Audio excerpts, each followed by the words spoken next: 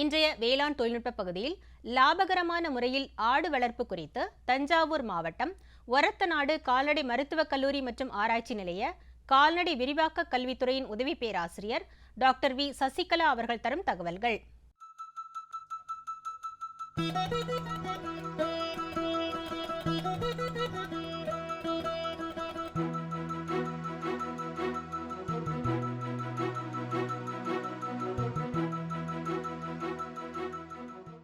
அதாவது நம்ம நாட்டில் வந்து பார்த்திங்கன்னா சிறு விவசாயிகள், குறு விவசாயிகள், இல்லை நிலமற்ற விவசாயிகளுக்கு வெள்ளாடுகள் வந்து அவங்களோட பொருளாதாரத்தையும் வாழ்வாதாரத்தையும் மேம்படுத்துறதுல ஒரு முக்கியமான பங்கு வகிக்கிறது. அதோடு இல்லாமல் அவங்களுக்கு தேவையான ஊட்டச்சத்து கொடுக்கறது, வேலைவாய்ப்பு கொடுக்கறது, இதில் எல்லாமே வந்து முக்கிய பங்கு வகிக்கிறது. இப்போ பார்த்திங்கன்னா வெள்ளாடுகள் வந்து ஒரு வளமற்ற இல்லை அசாதாரணமான சூழ்நிலைகளில் இல்லை வறட்சி காலங்களில் இருக்கக்கூடிய தாவரங்கள், செடி கொடிகள் இவற்றை கூட உண்டு நன்கு வளரக்கூடிய தன்மை உள்ளது. அதனால தான் நமக்கு வெள்ளாடு வளர்ப்பு தொழில் வந்து இன்றளவும் லாபகரமாக இருக்குது. இதை தெரிஞ்சுக்கிறதுக்கு முன்னாடி நம்ம வெள்ளாடு வளர்ப்பில் என்னென்ன நன்மைகள் இருக்குது அப்படின்னு நம்ம தெரிஞ்சுக்கணும். பார்த்திங்கன்னா வெள்ளாடு வளர்ப்புக்கான ஆரம்ப முதலீடு மிகவும் குறைவு. அதாவது ஒரு ரொம்ப சொஃபிஸ்டிகேட்டடாக நல்ல ஒரு நவீனமயமான கட்டடம் அதெல்லாம் வந்து வெள்ளாடு வளர்ப்புக்கு தேவை கிடையாது. அதனால் ஆரம்ப முதலீடு வந்து கம்மியாக இருக்கும். ரெண்டாவது, சிறிய உடல் அமைப்பும் ஒரு சாதுவான குணம் கொண்டதுனால பராமரிக்கிறது வந்து மிகவும் எளிமையாக இருக்கும். அதோட வெள்ளாடு இறைச்சியில் வந்து கொழுப்பு வந்து மிக குறைவு. அதனால் அனைவரும் வந்து உண்பதற்கு ஏற்ற உணவாக இருக்கும். வெள்ளாடு இறைச்சி மட்டும் இல்லை, வெள்ளாடோட பாலும் வந்து எந்த ஒரு அலர்ஜி இல்லை அயர்ஜியோ அதெல்லாம் வந்து கிடையாது. அது இல்லாமல் செரிமானத்தன்மையை வந்து நல்லா அதிகப்படுத்துகிற அளவுக்கு நல்ல ஊட்டச்சத்துக்களோடு உள்ளது.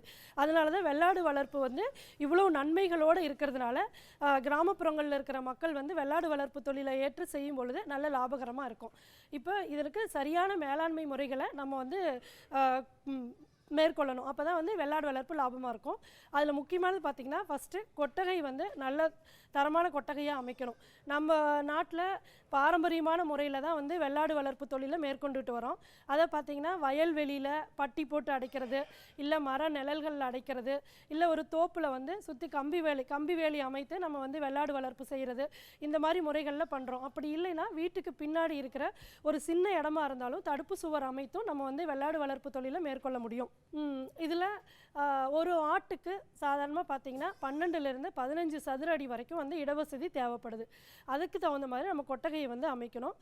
கொட்டகை அமைக்கிறதுல மிக முக்கியமான விஷயம், நம்ம கொட்டகை அமைக்கிற இடம் வந்து நல்ல மேட்டு பகுதியாக இருக்கணும், நீர் வடிந்து செல்றதுக்கு ஏதுவாக இருக்கணும்.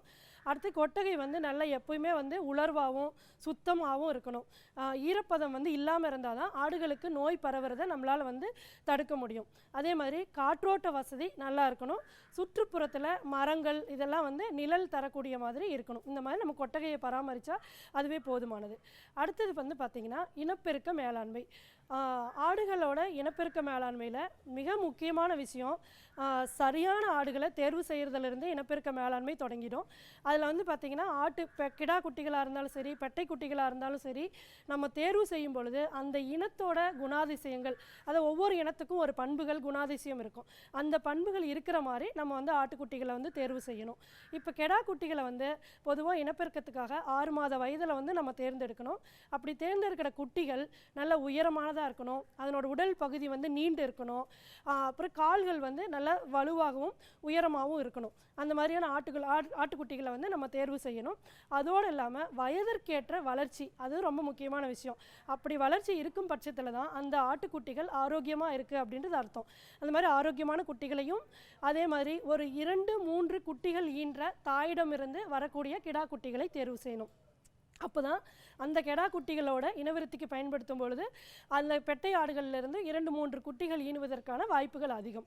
அதே மாதிரி பெட்டை ஆடுகளை எப்படி தேர்வு செய்யணும்னா, குட்டிகளை தேர்ந்தெடுக்கும் பொழுது 6லேருந்து 9 மாத வயதில் இருக்கிற குட்டிகளை தேர்ந்தெடுக்கணும். இல்லையா 2 பல் போட்ட பெட்டை ஆடுகளை வந்து நம்ம இனப்பெருக்கத்துக்காக தேர்ந்தெடுக்கலாம். அந்த ஆடுகள் தோல் வந்து பளபளப்பாக நல்லா மிருதுவாக இருக்கணும், கண்கள் வந்து அகன்ற ஒளியுடன் வந்து இருக்கணும்.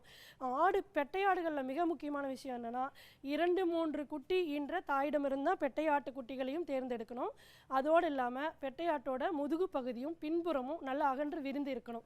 அப்படி இருந்ததுனா தான் அது குட்டி ஈன்றது வந்து நல்ல பண்புகளோடு இருக்கும். ஈன்ற குட்டிகளை காப்பாற்றுற தன்மையும் அதுக்கு அதிகமாக இருக்கும். அதே மாதிரி பால் மடி வந்து நல்ல வளர்ச்சி அடைந்த மடியுள்ள ஆடுகளை நம்ம தேர்வு செய்யணும். இப்போ இனப்பெருக்க அறிகுறிகள்னு பார்த்தோம்னா பெட்டை ஆடுகளில் இனப்பெருக்க அறிகுறிகள் வந்து வெளிப்படையாகவே வந்து தெரியும். அதை பார்த்திங்கன்னா பிறப்பு உறுப்பு சிவந்து வீங்கி இருக்கும், ஆடுகள் வந்து அமைதி இல்லாமல் இருக்கும், கிடா ஆடுகள் தாவும் பொழுது அது தாவறதுக்கு அனுமதிக்கும். இந்த மாதிரியான அறிகுறிகளை வச்சு ஆடு பருவத்தில் இருக்குன்றதை நம்ம கண்டுபிடிச்சிக்கலாம்.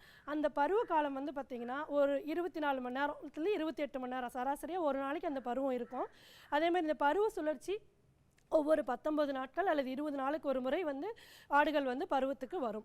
இப்பருவத்துக்கு வரும் ஆடுகள் சினையுற்றவுடன் அதனோட சினைக்காலம் வந்து பார்த்திங்கன்னா 150 நாட்கள், அதாவது 5 மாதங்கள் வந்து சினைக்காலம். அதன் பிறகு அந்த சினை காலத்தில் நம்ம ஆடுகளை வந்து கொஞ்சம் அதிக கவனம் கொடுத்து பராமரிக்கணும். அதாவது அதுக்கு நல்ல உலர்வான தரையில், நல்ல அமைதியான சூழ்நிலையில், நல்ல ஊட்டச்சத்து உள்ள தீவனம் கொடுத்து அந்த மாதிரி நம்ம வந்து பராமரிக்கணும்.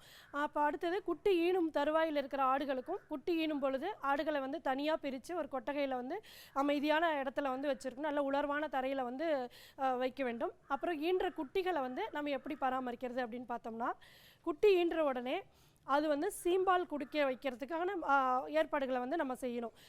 பிறந்தவுடன் சீம்பால் குடிக்கிறது மிக முக்கியம். ஏனென்றால் சீம்பாலை குடிக்கிறத பொறுத்து தான் அந்த குட்டிகளுக்கு நோய் எதிர்ப்பு சக்தி, உடல் ஆரோக்கியம் எல்லாமே வந்து மேம்படும். அடுத்தது தொப்புள் கொடியை வந்து நம்ம வெட்டி விடணும். தொப்புள் கொடியை வெட்டிட்டு அந்த வெட்டின புண்ணு இருக்கிற இடத்துல வந்து டின்ச்சர் அயோடின் மருந்தை வந்து தடவி விடணும். இது மூலமாக தொப்புள் கொடி மூலமாக பரவுகிற நோய்களையும் வந்து நம்மளால் தடுக்கவும் கட்டுப்படுத்தவும் முடியும். அடுத்தது பார்த்திங்கன்னா குட்டிகளுக்கு ரொம்ப முக்கியமான விஷயம், 3 மாத காலத்தில் இல்லை 2 மாத காலங்கள்லேயே வந்து தாய்கிட்ட இருந்து நம்ம பிரிச்சிடலாம். பால் உற்பத்தி நிறையா இருக்குது அப்படின்னா குட்டிகளை வந்து ஆடுகள் தாய் ஆடுகிட்டேருந்து பால் குடிக்கிறதுக்கு 3 மாதம் வரைக்குமே அனுமதிக்கலாம். அப்படி இல்லை பால் குறைவாக தான் இருக்குது அப்படின்னா 2 மாதத்துலேயே வந்து குட்டிகளை தாயிட்டிருந்து பிரிச்சுட்டு ஆடுகளோட நம்ம மேய்ச்சலுக்கு வந்து அனுப்பலாம். ஒரு குட்டிக்கு சராசரியாக வந்து பார்த்திங்கன்னா 3 கிலோ அளவுக்கு பசுந்தீவனமும் ஒரு 1/2 கிலோ அளவுக்கு உலர் தீவனமும் ஒரு நாளைக்கு தேவைப்படும். ஆடுகளோட தீவன மேலாண்மையில் முக்கியமான விஷயம் வந்து பார்த்திங்கன்னா பசுந்தீவனம் வந்து நம்ம அளிக்கணும். அந்த பசுந்தீவனத்தில் புல்வகை தீவனங்கள், பயிர் வகை தீவனங்கள், மர வகை தீவனங்கள் இது எல்லாமே இருக்கிற மாதிரி நம்ம பார்த்துக்கலாம். இப்போ புல்வகை தீவனங்கள்லாம் ஒட்டுப்புல், இல்லை கம்பு நேப்பியர், இல்லை கோஃபை இந்த மாதிரி புல்வகை தீவனங்கள் தரலாம். வேலி மசால், குதிரை மசால் இந்த மாதிரி புரதச்சத்து நிறையா இருக்கிற மாதிரியான பயிர் வகை தீவனங்கள் தரலாம். அதே மாதிரி ஊட்டச்சத்துக்கள் நிறையா இருக்கிற மாதிரி மர வகைகள், கிளைரிசீடியா, அகத்தி இந்த மாதிரி மர வகைகளையும் வந்து நம்ம ஆடுகளுக்கு வந்து தீவனமாக கொடுக்கலாம்.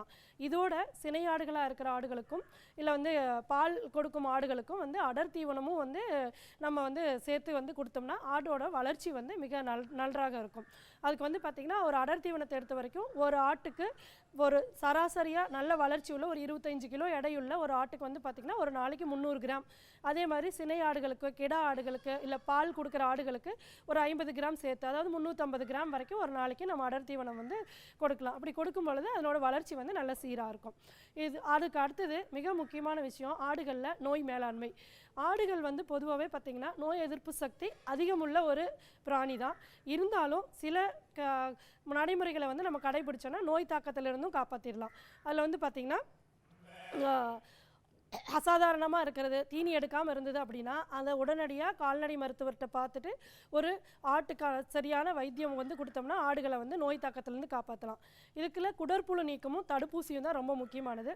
குடற்புழு நீக்கம் குட்டியிலிருந்து ஒரு 3 மாதம் வரைக்கும் வந்து மாதத்துக்கு ஒரு முறை வந்து குடற்புழு நீக்க மருந்து கொடுக்கணும். அதன் பிறகு 3 மாதத்திற்கு ஒரு முறை, அதாவது வருஷத்தில் 4 தடவை குடற்புழு நீக்க மருந்து கொடுத்தாவே போதுமானது.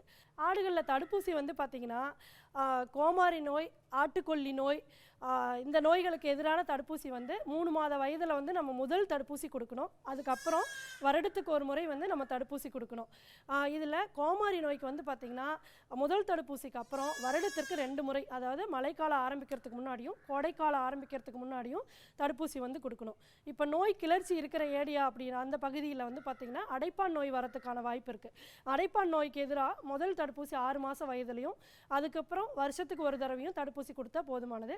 இதே மாதிரி தொண்டை அடைப்பான் நோய்க்கு எதிராகவும் முதல் தடுப்பூசி 6 மாத வயதிலையும் அதன் பிறகு வருடம் ஒரு முறை தடுப்பூசியும் நம்ம அளிக்கணும். இந்த மாதிரியான மேலாண்மை முறைகள், அதாவது கொட்டகை அமைத்து தீவன மேலாண்மை, இனப்பெருக்க மேலாண்மை, இல்லை நோய் மேலாண்மை, தடுப்பூசி கொடுக்குற வரைக்கும் சரியான முறையில் நம்ம வந்து பயன்படுத்தினா வெள்ளாடு வளர்ப்பு மூலமாக பண்ணையாளர்கள் அதிக லாபம் ஈட்டலாம் என்பதில் எந்தவித ஐயமும் இல்லை. நன்றி, வணக்கம்.